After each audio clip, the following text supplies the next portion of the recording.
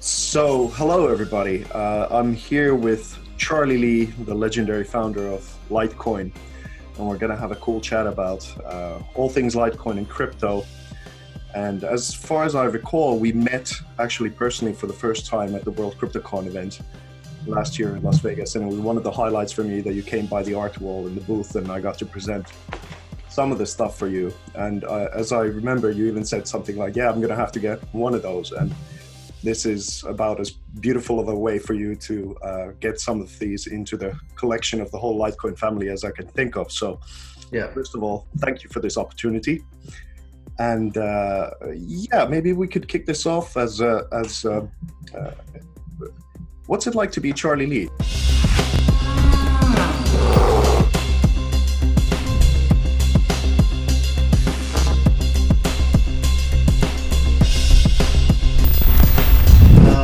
Well, I've never been anyone other than Charlie Lee, so I couldn't tell you.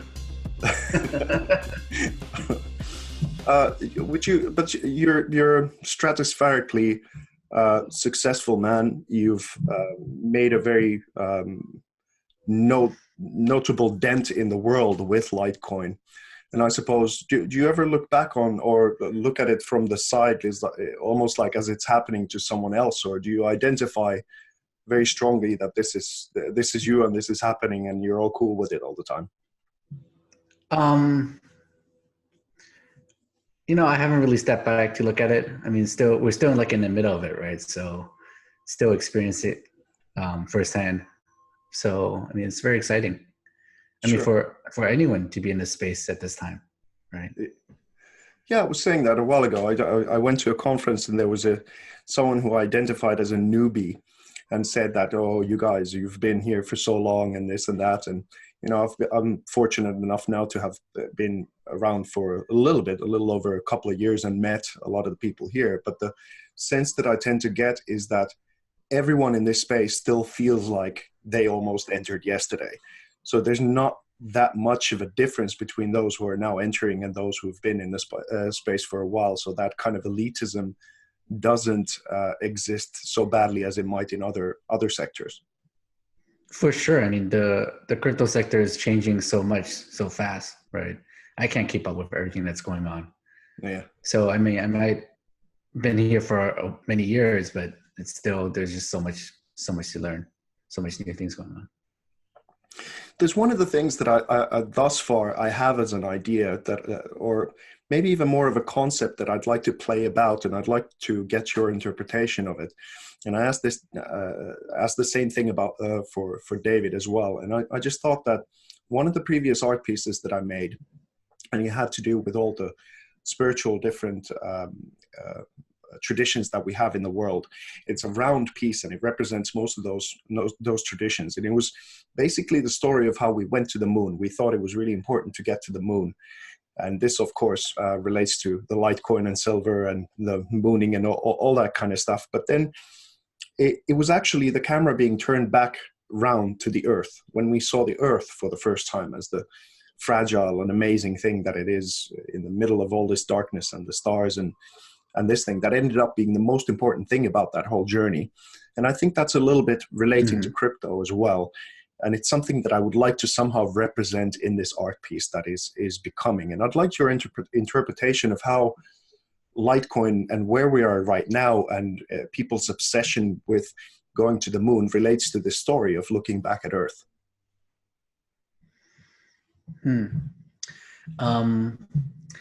I actually do have an art piece that someone created for me where it's a view from the moon and there's a small Earth and there's also a chicken on the moon.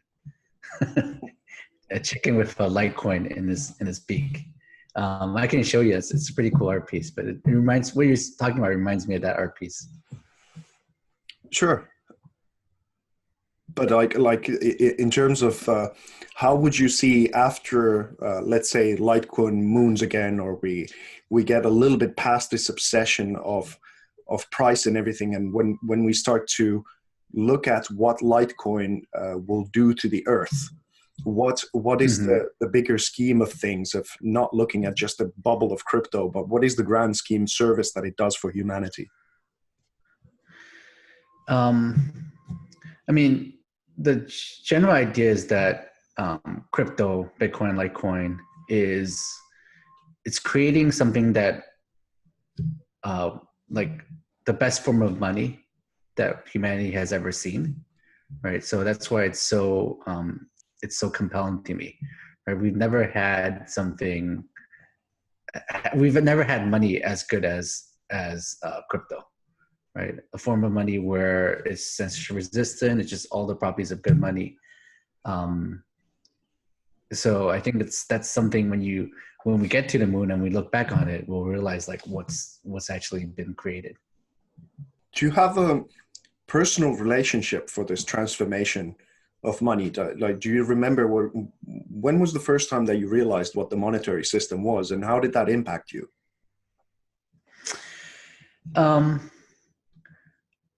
Yeah, I mean, I realized how bad it was, and the first thing I did was just go out and buy some gold. This was like in 2000. So yeah, I mean, Was it like a documentary, or how did you come across the information? I think a few things. I think I saw a documentary. I don't remember which one. Just reading about it. I mean, this is when the internet came about, right? So just read a lot of stuff online about it. Yeah, it just kind of opened my eyes. Sure. Were you involved in in some personal capacity before you came across crypto and started Litecoin?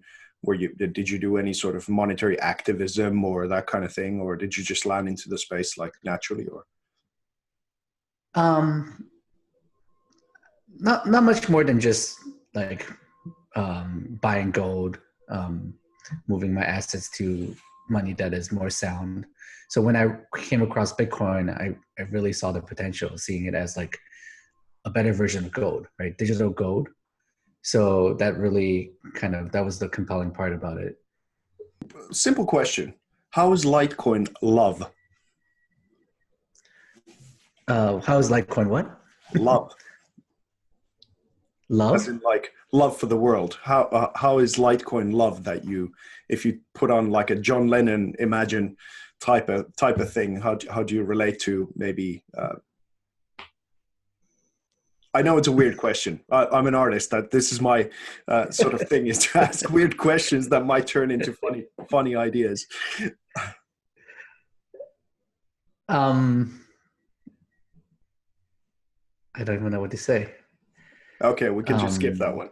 I was maybe thinking in terms of like if we heal the monetary system, if we get this thing correct, if the transaction speeds are right and people start to trust the currency, then maybe some of the polarization that we right now see in the world will calm down, because people have more opportunity. They'll see more light at the end of the tunnel. Maybe there's some hope. Maybe there's things like that. And that, because like right now we have all of these social justice wars. We have all the different kinds of cultural polarities that we have going. And one of the main reasons that I tend to think is not to participate in them too much, even though I feel compelled to criticize them somewhat. But if we fix the monetary system, I think the world would calm down a little bit. I think you're right, but it's going to take a while. I think there's going to be more conflict and pain before we get there, because this, like, cryptocurrency is revolutionizing the monetary system, right? So they're not going to come along peacefully. There's going to be a lot of fighting, and yeah, they're going to be dragged to this new world of real good sound money. It's not going to be easy. It's going to get a lot worse before it gets better, in your view. Yeah. Unfortunately, I agree. So I think that's the perfect segue to something that I was a big fan of. I loved seeing it. I loved Litecoin getting mixed up with MMA, and especially because it's light. It's usually the light division that is more interesting about the MMA. It was like the perfect mixture, and it was also a signal of how Litecoin is also getting into the fight of it all. like, because in some way it's a little bit neutral, but it was in so many ways sending the right message. And I wonder if you could speak a little bit about the involvement to MMA and your personal relationship to that collaboration. Yeah, so the UFC sponsorship thing kind of just fell on our laps. We have quite a few MMA fans within the LItecoin community, and there seems to be a pretty good intersection between MMA and cryptocurrency, turns out. So when UFC was looking for a sponsorship, we decided to go for it and sponsor the fight and put a LItecoin logo on the octagon mat. I thought it was pretty cool. I think it really brought about a new kind of a kind of a new target audience. Also, a lot of MMA fans got interested in crypto, and I think it's a good mix, right? They're both crypto and MMA, kind of targeted towards the younger crowd. So I think there's a good synergy going on. Plus, also, I think it sends a very cool message, because I like MMA because I'm an 80s kid. I grew up watching that there was karate, there was kickboxing, and there was always that eternal fight of which dogma of the fight style is better. And then finally you have a fight style where everyone can just go, and then it developed into this whole new thing. And I think it's the perfect analogy for money as well, and cryptocurrency, is that essentially there were all these different dogmas and technologies and whatever, and now we're throwing everything that is the best and what we know how to put it together, and we're throwing it into the mix, and let's now see what comes out on top. So it's like the MMA of the monetary system that is going on in crypto, and I just thought that was a pretty cool image to maybe play about with. I was trying to figure out who's the best of the best, right? Yeah, that's kind of awesome. Like, one of my favorite movies when I was a kid was Jean-Claude Van Damme's Kickboxer. It was a little bit of that same flavor about it, and of course they censored it to hell because it was too dangerous, because it was so powerfully made, and the kids loved it so much. So there was this one version that was like something like 17 or 18 minutes were cut off of it, and I was so pissed when I learned that they'd cut. When I finally saw the uncensored version, I think that's another analogy to crypto, is that when finally people realize what it is, I think they're gonna be a little pissed at the old system. Well, the great part about cryptocurrency is it's censorship resistant, right? So. But they certainly can censor it in the mainstream news, and they can certainly slander it for sure, yeah. Throw all that kind of jazz into the mix. But I suppose that's part of the fight. That's part of what makes it also interesting. Yeah.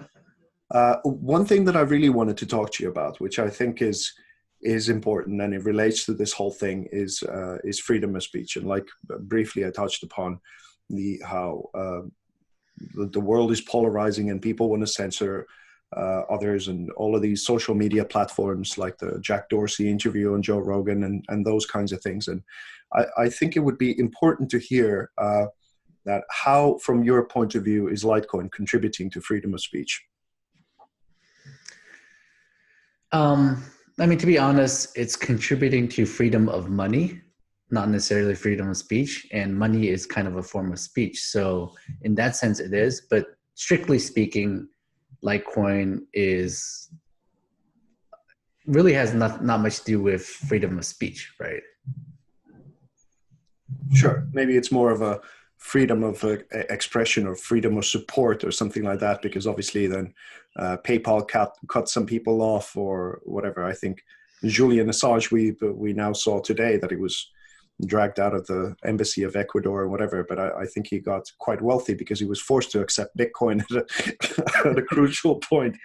Well, I think now that I think about it, what freedom of money gives you is ability to kind of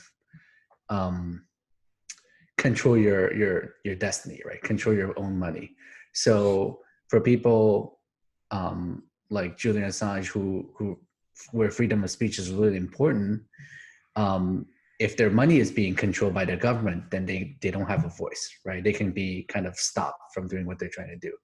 But if they can get out of this being controlled by, they're having their money controlled by the government. So if they have freedom of money, then they can do more with what they're doing, right? So they could have a bigger voice. That's actually a really cool point. It's like the freedom of money is even more important than freedom of speech. Maybe that encapsulates it, because well, without freedom of money, you're being controlled, right? If they can shut down all your bank accounts and prevent you from making money or even spending it, then you have no voice effectively. Are you ever personally, does it keep you up at night that also what they call bad apples might be using Litecoin for things that you personally would probably detest if you knew that those were the purposes that it was used for? Well, I mean, Litecoin, Bitcoin, they're decentralized money, right? So it's not like I don't have control over what people use money for, right? So it doesn't really matter if I detest what people are using their money for, right? It's more about the bigger picture where they should be able to be good money, you should be able to use it for whatever you want, right? Absolutely. I agree. It's just one of those things that is thrown around. I keep having this negotiation with myself, is that if I express something and I put it out there, what my personal relationship to that expression is, because after I've made a painting and I upload it to the internet or something, in to a large degree, it's no longer mine anymore after that point. I don't get to control how people interpret it or what they put in, or even how they mix it with other stuff and whatever. And it's more like a personal moral question, not like that anyone could ask you to take responsibility for something totally, which is impossible. That's not maybe the idea. It's more of a personal relationship with the information that is out there, and with your own creation of have I created a Frankenstein, or have I created one of the most beautiful things in the world? And the truth is probably both, right? Mm-hmm. I mean, it's like kind of like the internet. People can use it for whatever they want, right? For good or for bad. But you don't stay awake at night, like wondering, like, are people abusing the use of internet, right? Same for money, right? It's money. People can use money for whatever they want. Sure. In terms of the great vision for Litecoin, let's imagine that the world goes 20 or even 30 years ahead from this point. Where do you see Litecoin being as an entity and an influence in the world?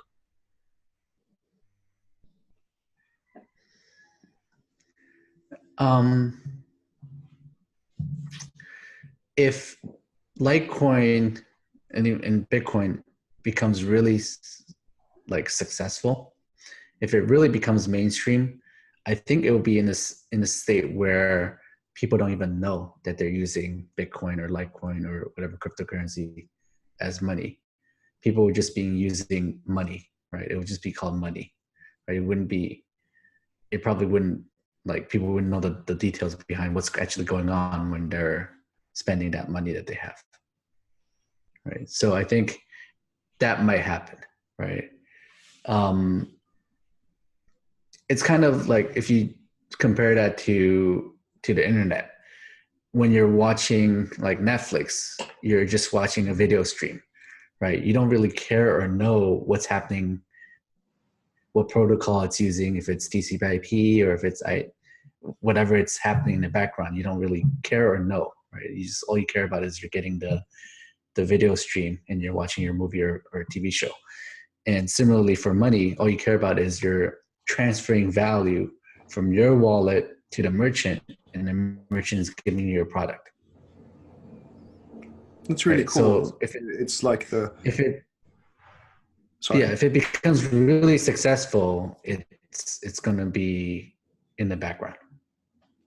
It's almost like the invisibility to cloaking of it, like you've won the civil war. If you've like, let's say at one point the black people couldn't go to a certain restaurant in the deep south or something like that. Now no one bats an eye if, no matter what color race person goes to whatever bar, it's done already. Correct. Correct. Yeah, you wouldn't even think about it. It's not even like a question like, why is this Black person going to this restroom or something like that, right? It's not even like, it'd be like if you talk to your kids these days, they'd be like they would be so surprised that it was anything different than what we have right now.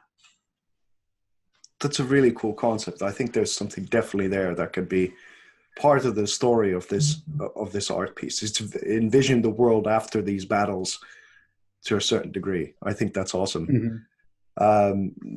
You can be as candid or elusive about this question, but I find mythology and spirituality in a non-dogmatic way fascinating. I've been studying world religions and of different kinds of points of view. Personally, I've even done psychedelics and these kinds of journeys. And one of the things that popped up to me when I started thinking about Litecoin is the birth story of most religions. Let there be light. It's somehow the light carries, and it's part of because Bitcoin took a lot of the arrows, and Litecoin is kind of surfing on that wave as well. It's like the silver surfer in the universe. It's a little less controversial in some ways, but there's something mythological about it. And I was wondering about maybe if you have personal views on spirituality or mythology, or how that maybe relates to Litecoin as well. Have you ever spoken about this kind of topic in relation to it? No, I haven't. I'm not a religious person myself. So I haven't really thought too much about that angle. I mean, I have heard like the "Let there be light" kind of play on the word light. The interesting thing to me is Bitcoin and crypto has become like very similar to religion, with the different forks and the different like communities trying to say that their coin is the real Bitcoin. It became quite like similar to religion in that sense. And I see the parallels of it, and I think it's pretty interesting. I don't know. I think it was Sam Harris because he's a famous atheist and a public intellectual, and I'm not sure if he was talking with Jordan Peterson, because they had this on and off debate, and I think they were coming to a conclusion that the only worse thing than religion is the absence of it. Because right now, especially in the West, we see that Christianity is no longer such an issue. Of maybe there's some fringe things in so many different ways, but now it's almost like everything has become a religion. Your politics is a divisive religion. Your money is. Your education even is, and all of these things are intersectional feminism, you could argue, it's a religion today, and you're not allowed to question the dogma of it, or then we can't be friends anymore. So that's maybe. It's unfortunate, I feel. It's a bit too much, I would say. Right? Yeah. So that's I'm not sure if because I was never a fan of the dogmatic side of it. I wasn't, like, when I first went to the church when I was something like 5 or 6. I just felt that they were doing something wrong, and I had to go the other way, because this was clearly not for me. Whatever God is, I don't think it was present in that institution at that time, at least for me. Yeah. And when it becomes like religious, it becomes impossible to kind of argue against, right? It's like, for example, like Bitcoin Cash is saying that it's Satoshi's vision. It's like they're trying to read the white paper as like scripture, trying to figure out what Satoshi wants, right? That becomes something that's impossible to kind of argue against. So, and it's kind of like in one way, Satoshi kind of acted like God, is that he made the creation, then he stepped back from commenting. There are certain individuals who say that they have the tablets. Yeah, or that Satoshi appears in their dreams, right, and talks to them. That's quite funny. Yeah, let's see where we're going to take this from there. One thing that fascinates me, and I keep it's part what I think is my job as a social commentator via the art, but especially as one who's trying to imagine where we could be going next. And it's the tired old debate between capitalism and socialism. And I'm much more leaning these days towards capitalism, understanding all the problems with socialism and so forth. But you can't get away with all the current problems that we have with capitalism and even crony capitalism.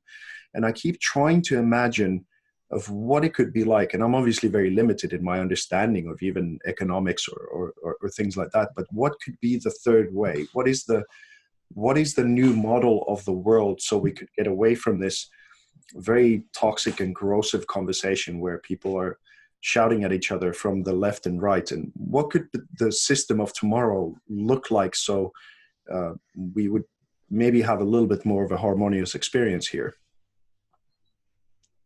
Yeah, honestly, I have no idea. Right? It's a crazy question. Yeah.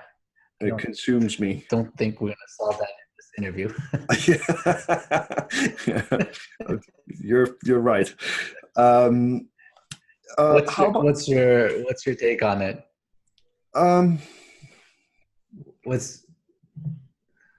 It's some sort of the best that I could see is it's a mixture with honest education, which is a conundrum in and of itself. But I think some of those moments where I felt, let's say, the first time I did magic mushrooms, and I felt this overwhelming love and connectivity to the world and nature and to other human beings, and was able to connect to something that helped me be a part of everything that was happening and not judge it too much, but come from a point of understanding of where it is that I am, who I am, and this whole thing. And it was a temporary peak of awareness, let's say that. And then I go back to my old sleep self in my everyday life, and I get triggered by things and I get upset and raw things that don't matter at all. But it's like this, maybe ultimately this place is not intended for us to fix it. Maybe it's like a school for the spirit, that we come here and we have these conflicts and we get, it's made for eternal conflict to a certain degree. And maybe death is not such a big deal, or even if the world ends, that's not such a big deal. Maybe the Buddha way is the right way to look at it, and it'll never be fixed. That kind of thing. That's maybe the best fixture that I've come across thus far. Yeah, we're getting into sloppy territory here. I didn't mean to go too far down the rabbit hole of things, and I'm not going to probably include a lot of that stuff into this at all. But just I wanted to answer your question, because I had the audacity to ask it from you. So do you have a personal relationship with creativity? I mean, do you do creative stuff yourself?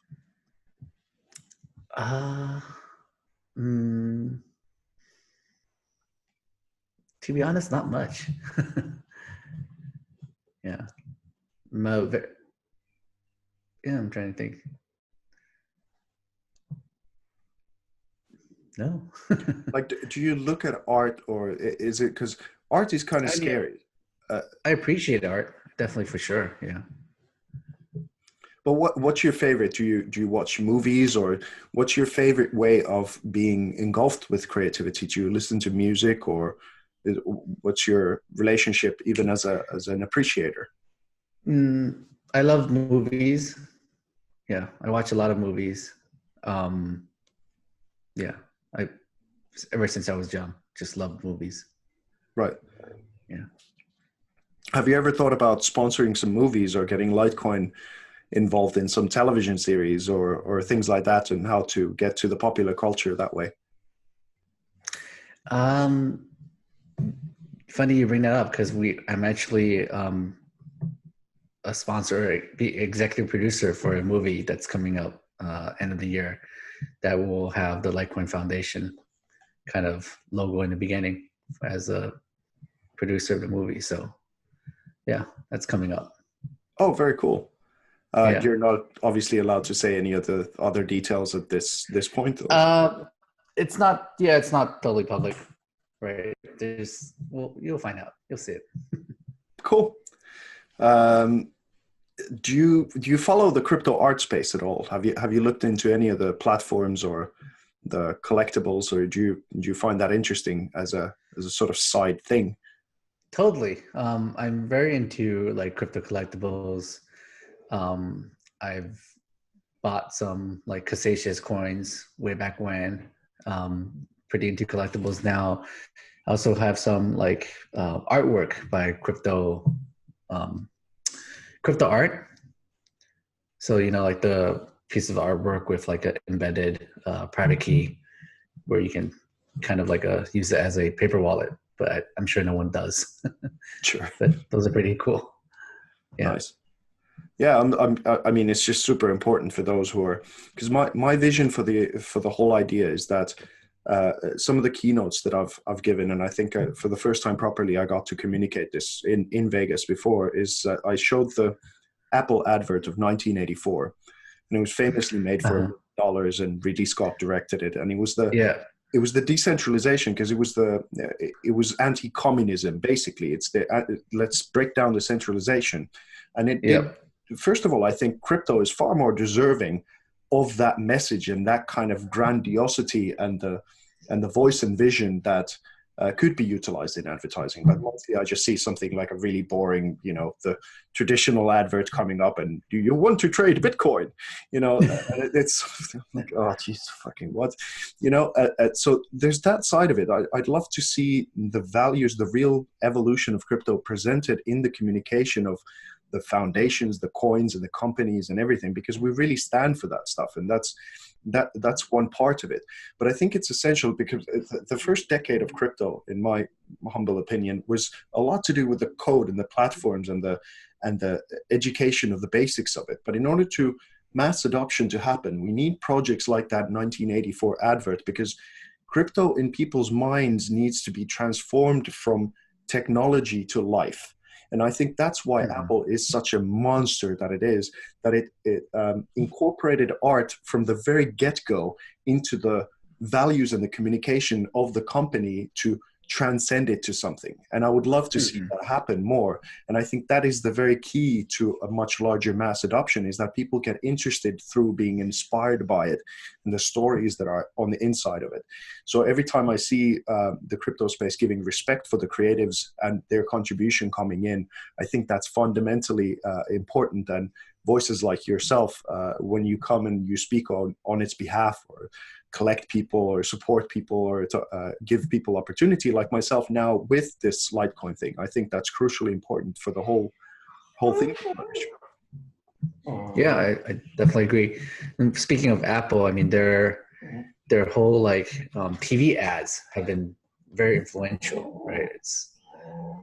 I think it's great. It shows like the creativity and um, yeah. Absolutely. There's a few more questions, and I'm sure you have to go. You're a busy man, but just to have do you have? I mean, in terms of success, let's say if you were able to give some tips for newbies who are now coming into crypto, like they're just Mhm. hearing about it for the first time, and is how what would you say to them that is important to pay attention to? Um, I mean, it's kind of cliche, but I always tell people to you kind of have to follow your passion, right? If you're passionate about how crypto is changing the world, um, then then you can really do some good stuff, right? You just have to kind of listen to try to figure out where you can plug in. I mean, there's no simple solution for everyone, right? It's more about if you're technically oriented, or if you're like an artist like you, right? This is how you're contributing to this movement in your own way, and it's great, right? So everyone has to find their own way of contributing. For me, it's really massive, because I made a documentary film about the monetary system a decade ago, and Mm-hmm. I put up my production company resources into it for over a year, and we uploaded it for free for the Finnish people to see. And excuse me, I've got asthma, that's why I'm coughing all the time. So what I found important is that when a couple of years ago I heard about crypto, it wasn't only that it was so aligned with my values and I got to get inspired by money as opposed to criticize it. That was great. And I realized that it's going to help a lot of impoverished artists, because they're usually the poor bastards who die in labor and then everyone benefits from their work. It's like these technological solutions are phenomenal for that. But I've been a professional creative for the 20-year period that it's almost like the digital dark ages in terms of earning money. It's really difficult for individuals to earn money when they're uploading digital content. And now with the birth of non-fungible tokens, or fungible tokens, it's a totally different world for the new emerging creatives that are going to come up because of crypto. And people are starting to get to earn a living. And it's not only the Netflixes of the world that get to thrive with these new technology innovations and platforms of people contributing and all that kind of stuff. So I'm all in from all different aspects from here. And I've actually personally dropped out of the art world almost entirely at this point, because it's just, I see no point in trying to waste time over there, because they're not open to these kinds of things often. And I found my tribe. So that's just. How come they're so conservative with this? I think the art world is quite consumed by the social justice warrior movement. They're very much about a bureaucratic way of checking boxes and quotas and giving a voice to the unprivileged and so forth. With regards, which many ways I'm for, but I think it's kind of like, I think art should be like comedy. If you're funny, you're in. I don't care in which form or color or creed or philosophy or religion, none of that shit matters. If you've got something valuable and great and people like it, it shouldn't be about government bureaucrats ticking boxes of literally not being able to apply to some positions because you're a certain something, or you're not quite diverse enough, or, things like that. And that's a little bit annoying. And it's become a very mental exercise, the whole of the art world, as opposed to a visceral experience when you're part of it. And crypto is certainly visceral, so I like it. Yeah. Would you have anything like in terms of parting words about creativity or Litecoin, or something that you would like to get off your chest that might be a contribution towards this being transformed into something that inspires people as like parting words?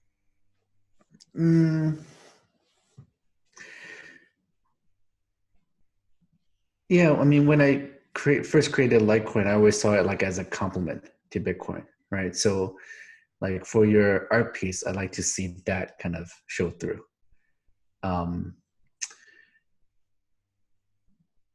Yeah, I think it would be cool to kind of have that message across, right? One of the kind of really cool image someone created a while back was just two coins, Bitcoin, Litecoin, holding hands.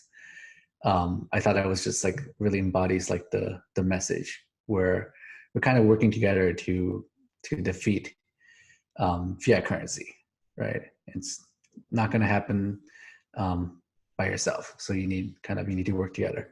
I think that's a good message to come across.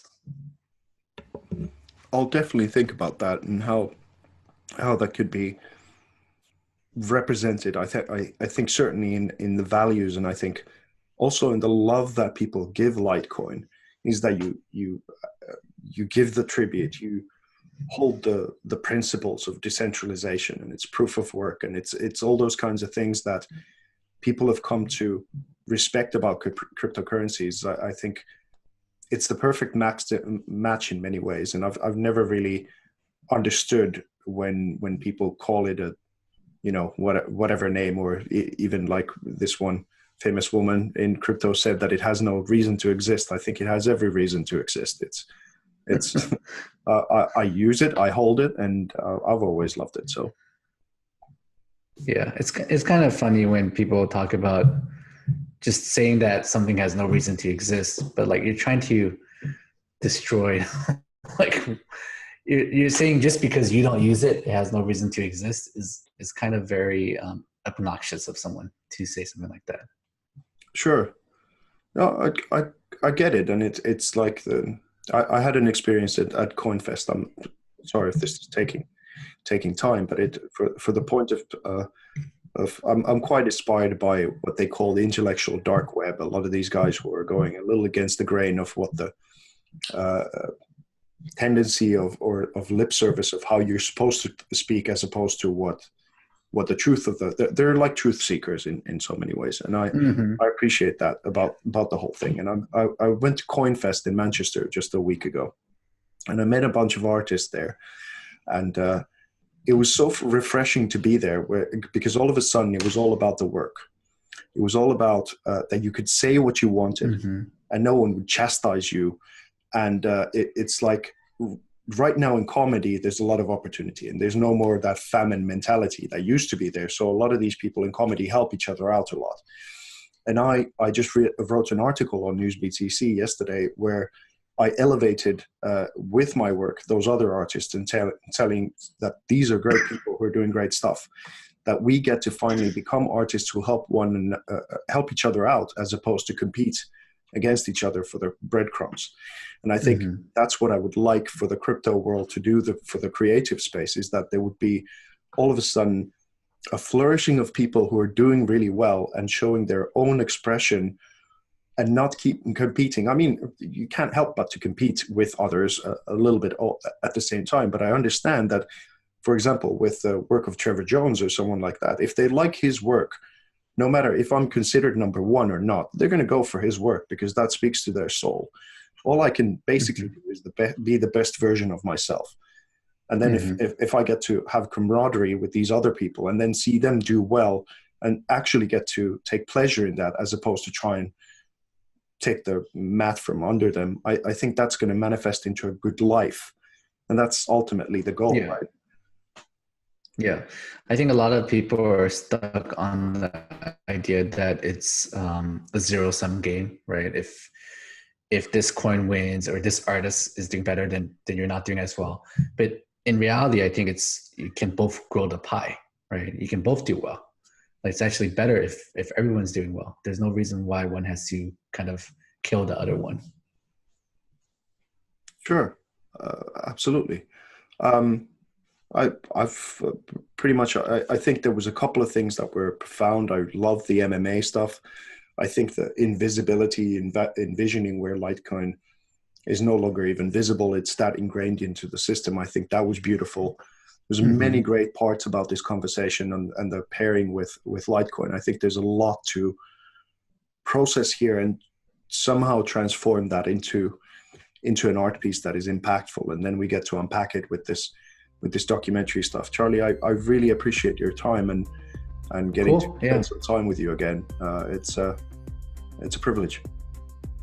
Thank you. I'm really excited to see what you can create out of this.